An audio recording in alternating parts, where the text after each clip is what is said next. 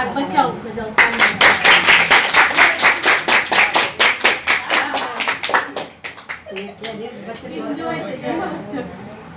बहुत अच्छा लगा।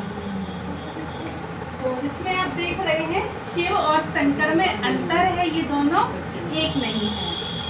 शिव जी है कल्याणकारी और शंकर जी को कहते हैं विनाशकारी। शिव जी पिता है और शंकर जी पुत्र है। शिव जी रचयिता है और शंकर जी उनकी रचना। फिर दिखा रहे कैलाश पर्वत पर शंकर जी आंख बंद करके तपस्या में बैठे हैं। तो वो किसका ध्यान कर रहे हैं बच्चों, बताओ किसका ध्यान कर रहे हैं? शिव जी का ध्यान कर रहे हैं।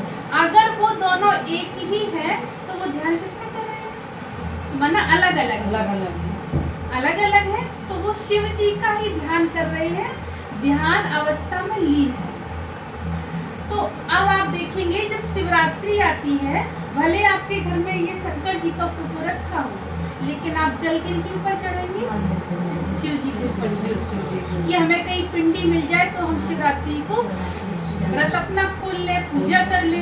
फिर कोई शंकर जी के ऊपर व्रत नहीं रखता है। अगर आप लोग शंकर जी के ऊपर व्रत रखते हैं तो पता क्या होता है? दूसरे के पति के ऊपर व्रत रख रहे हैं।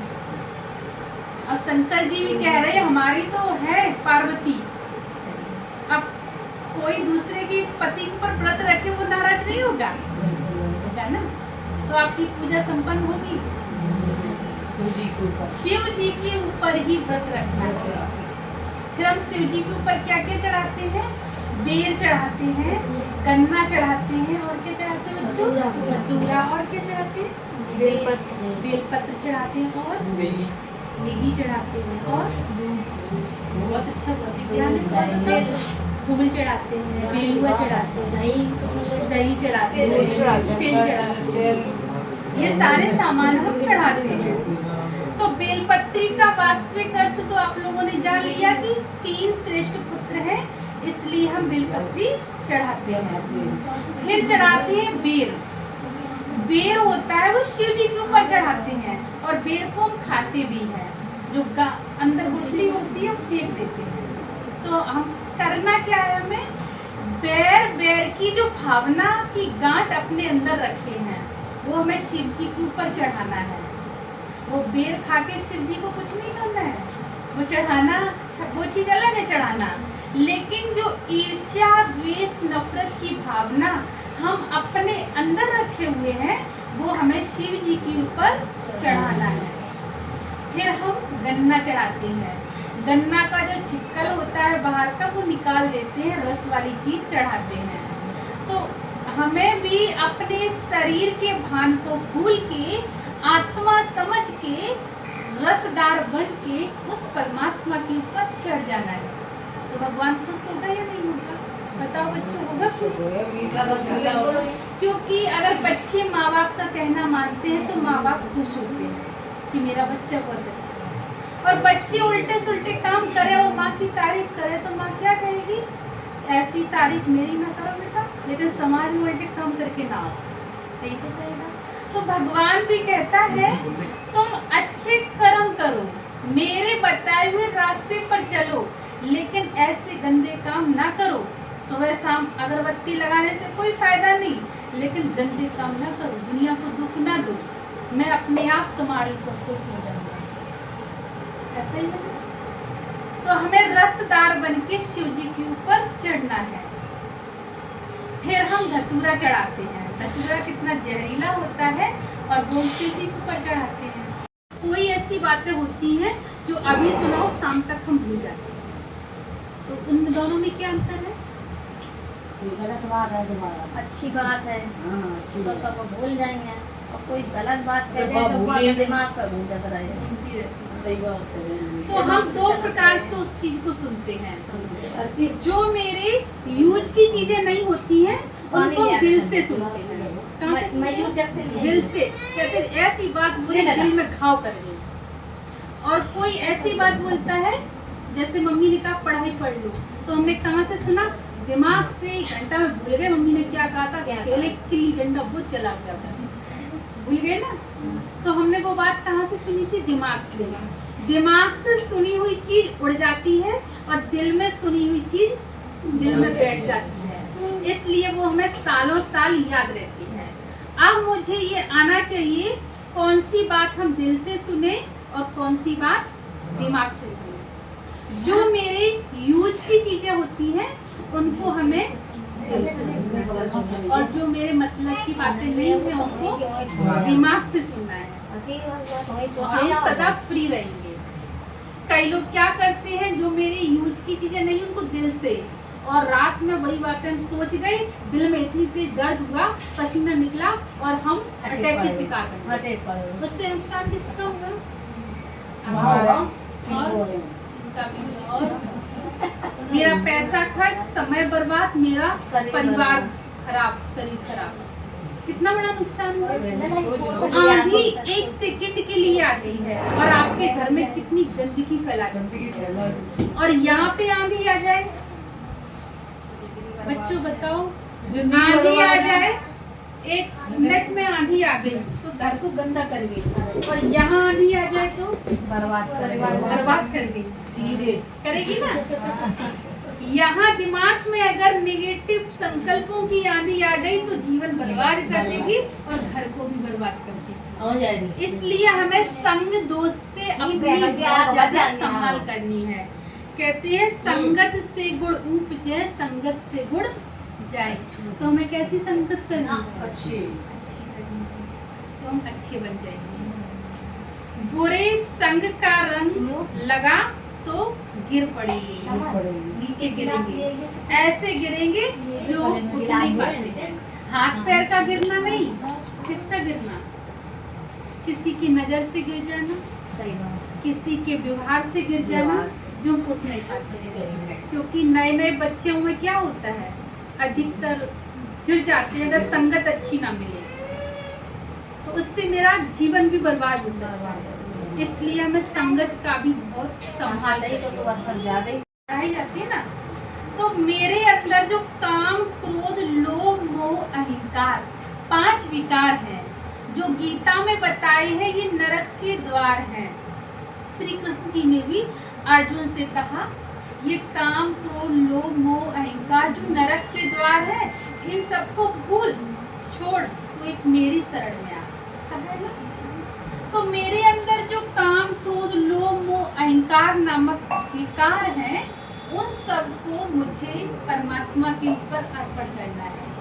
ये है धतूरा चढ़ाने का वास्तविक अर्थ। और फिर हम जल चढ़ाते हैं, जल के समान जो पवित्र है, शहद, जल, शहद, मिठास से भरपूर आत्मा जो है, वो आत्मा समझ को उस परमात्मा को याद करना है। ये है शिवरात्रि का वास्तविक अर्थ। और फिर हम शिवरात्रि आती है तो कहते हैं मेरा व्रत है, उपवास है, उपमना निकट वास है ना, परमात्मा के पास मेरा मन लगा रहे। लेकिन मेरा मन कहाँ रहता है? बताओ बच्चों, कहाँ रहता है मन? खाने में। अच्छा, और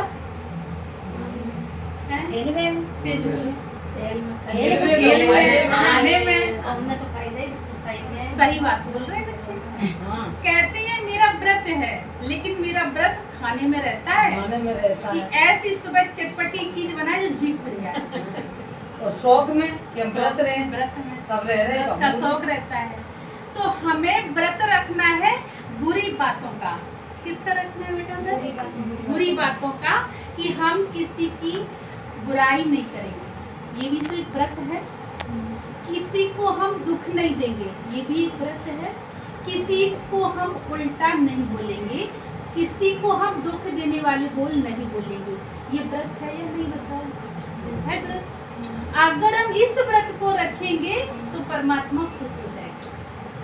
लेकिन हम ऐसी व्रत नहीं रखते हैं, बस पेट के लिए व्रत रखते हैं। तो हमें पेट शुद्धि के लिए व्रत रखना है, लेकिन व्रत जैसी जो नमक चटपटी बातें हैं ना, नमक जैसी चटपटी बातें, उनको भी व्रत रखना है। मेरा मन परमात्मा में लगा रहे, चटपटी बातों में ना जाए। भगवान कहता है मीठे बच्चे, आप कहना है मीठे बाबा, सही बात। बाबा जानते हैं किसको कहते हैं? जिसका कोई बाप ना हो। सही बात। निराकार पिता का कोई बाप है नहीं, इसलिए उसको प्यार से बाबा कहते हैं। जहाँ पर भोले बाबा का मंदिर होता है वहाँ पर कहते हैं हर हर महादेव, शंभू, भोलेनाथ, भोले बाबा, शिव बाबा। वहाँ कभी देवताएं नहीं कहते कि देवताएं या मनुष्य आत्मा, ऐसे नहीं कहते। वहाँ शंभू, नाथ, परमात्मा, भोले बाबा कह के हम उपाधि देते, शिव बाबा। इसलिए बाबा प्यार से कहते हैं मीठे बच्चे। आपको क्या कहना? मीठे बाबा। मीठे बाबा। तो मैं संग बहुत अच्छा करना है। सबसे अच्छा संग किसका है? शुभ चिंतक का, शुभ चिंतन का।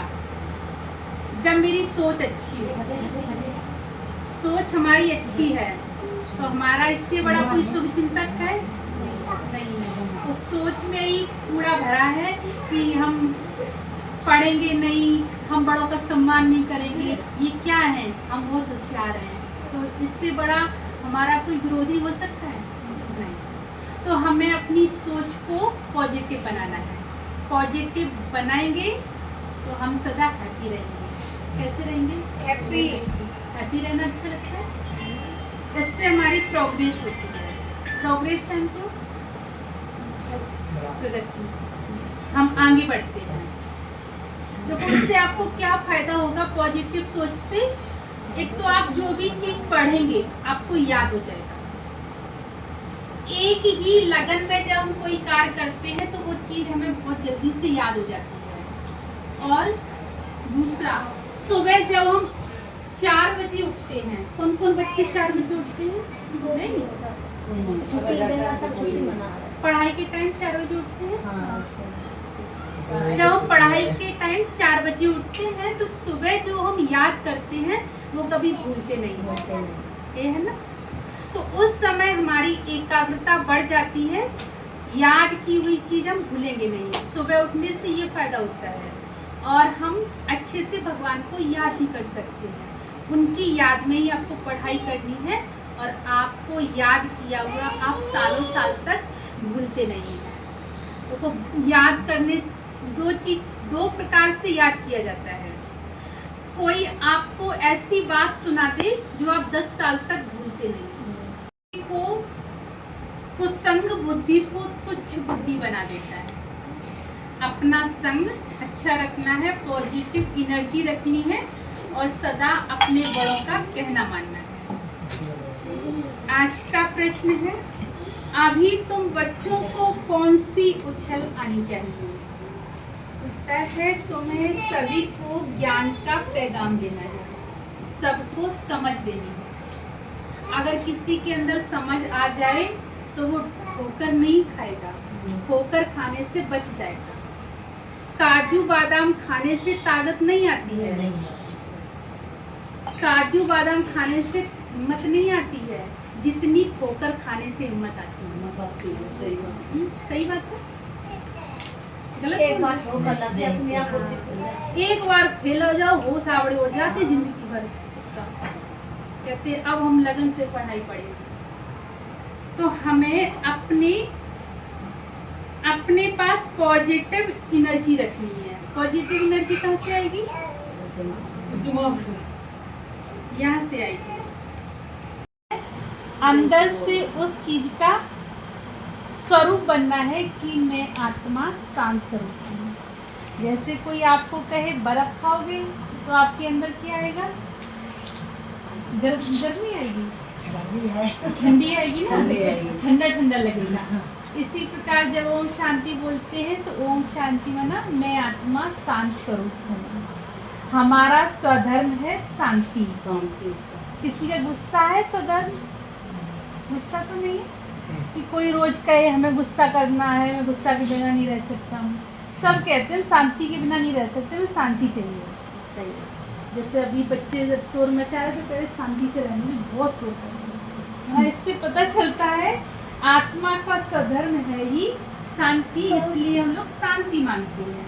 अब शांति कहाँ मिलेगी? बाजार में नहीं फिर काम ये ही मिली है। यही अंदर है। अंदर ही है, अपने मन में शांति कर ले, चाहे क्रोध कर हाँ, ले। चाहे क्रोध कर लो, चाहे शांति रख लो, है सब आपके पास। बस उससे इमर्ज करना है। जब आप उस चीज को खोजते हैं तो आपके अंदर शांति आती है। तो पहले आपने कौन सा चित्र समझा था? राजयोग के द्वारा अष्ट शक्तियों की प्राप्ति कौन सी होती है? कौन कौन सी शक्तियाँ बताई थी? 8 शक्ति हाँ, और बताना किसी को याद हो या पाचन क्रिया अच्छी है? बच गया, नहीं याद है? ऐसे नहीं याद तो आ नहीं जाता याद है। क्रोध, माया, क्रोध, मोह माया सब नहीं दिखाई। तो इनको हमें क्या करना है? छोड़ना है। तो अभी इस चित्र में आप देख रहे हैं, लिखा है परमपिता परमात्मा और उनके दिव्य कर्तव्य कौन कौन से हैं। तो अभी कौन सा युग चल रहा है? कल कलयुग। अब क्या आएगा? सत्य